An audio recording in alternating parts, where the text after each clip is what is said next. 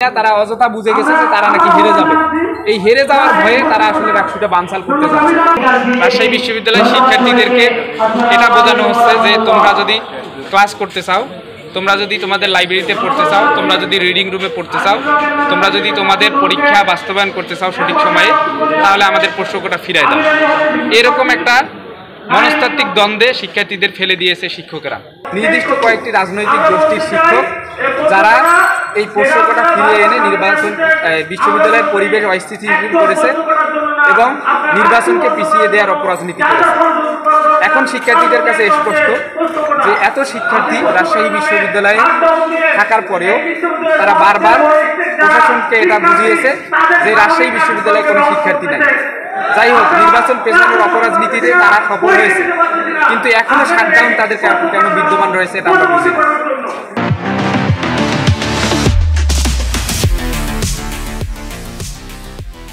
নির্বাচন তারা মূলত তিনটা এজেন্ডা নিয়ে কাজ করতেছে বলে শিক্ষার্থীদের কাছে পরিষ্কার। একটা, তারা প্রশ্নটা ফিরিয়ে আনতে চায় এই রাজনৈতিক গোষ্ঠীর শিক্ষকেরা। দ্বিতীয় যে এজেন্ডাটা নিয়ে কাজ করতেছে সেটা হচ্ছে যে শাটডাউন কর্মসূচি দিয়ে শিক্ষার পরিবেশ নষ্ট করতে চায়। তৃতীয় যে এজেন্ডাটা নিয়ে কাজ করতেছে সার্বিক পরিবেশ পরিস্থিতি অস্থিতিশীল করে ঘোলা পানিতে মাছ শিকার করার মতো তারা রাকসুটা বানচাল করতে চায়।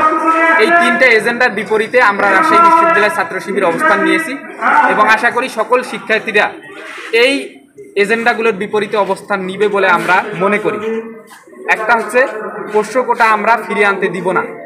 দ্বিতীয় কথা হচ্ছে শাটডাউন কর্মসূচির বিরুদ্ধে আমাদের অবস্থান কর্মসূচি সবসময় জারি থাকবে। আমরা শিক্ষার্থীদের অধিকার সবসময় ফিরিয়ে দেওয়ার জন্য চেষ্টা করব।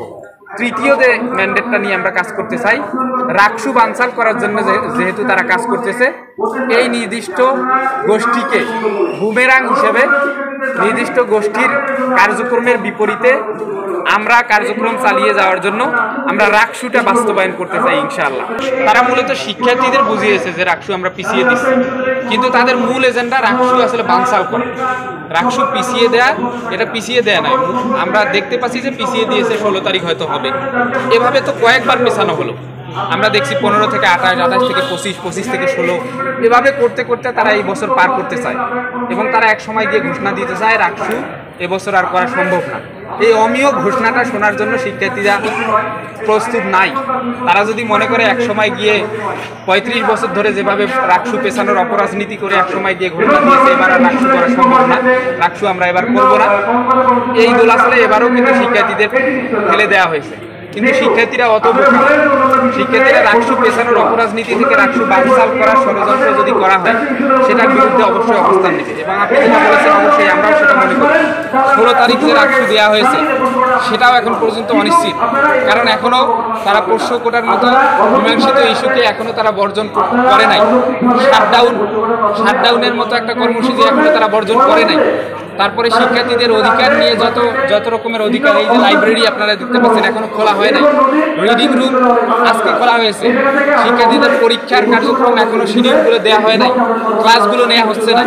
তারা এই কার্যক্রম যদি আবার 16 তারিখ পর্যন্ত নিয়ে যায়, আবার 16 তারিখ পর্যন্ত নিয়ে গিয়ে তারা আবারও বলবে যে রাকসু করা 16 তারিখ সম্ভব না। এভাবে একের পর এক শিক্ষার্থীদের রাকসুর অধিকার সহ সার্বিক অধিকার নষ্ট করা হচ্ছে। এরকম যদি হয় তাহলে আপনাদের অবস্থাটা কি হবে? এরকম যদি হতে থাকে, আমরা মূলত তিনটা এজেন্ডা নিয়ে তারা কাজ করতেছে যেহেতু, এবং মূল এজেন্ডা রাকসু বানচাল করা। তাদের পৃষ্ঠপোষকতায় যেসব ছাত্র সংগঠন চলে, তাদের পৃষ্ঠপোষকতায় যেসব প্রার্থী নির্বাচনে দাঁড়িয়েছে তারা বুঝে গেছে, তারা কিসের ভয়ে জানি না, তারা অযথা বুঝে গেছে যে তারা নাকি হেরে যাবে। এই হেরে যাওয়ার ভয়ে তারা আসলে রাকসুটা বানচাল করতে যাচ্ছে। আমরা বলতে চাই যে নির্বাচন হওয়ার আগেই হেরে যাওয়ার ভয়টা আপনাদের মধ্য থেকে, শিক্ষকদের মধ্য থেকে এবং আপনাদের ছাত্র সংগঠনের মধ্য থেকে দূর করুন। নির্বাচন হোক, শিক্ষার্থীরা আপনাদের নির্বাচন করলে করুক বা অন্যদের নির্বাচন করলে করুক, যাদেরই নির্বাচন করুক, শিক্ষার্থীদের এই অধিকারটা অন্তত দিন। তারা তাদের নেতা নির্বাচন করুক। আগেই শিক্ষার্থীদের অধিকার নষ্ট করে হেরে যাওয়ার ভয়ে এখান থেকে পালিয়ে যাইয়েন না, শিক্ষার্থীদের অধিকার নষ্ট করিয়েন না।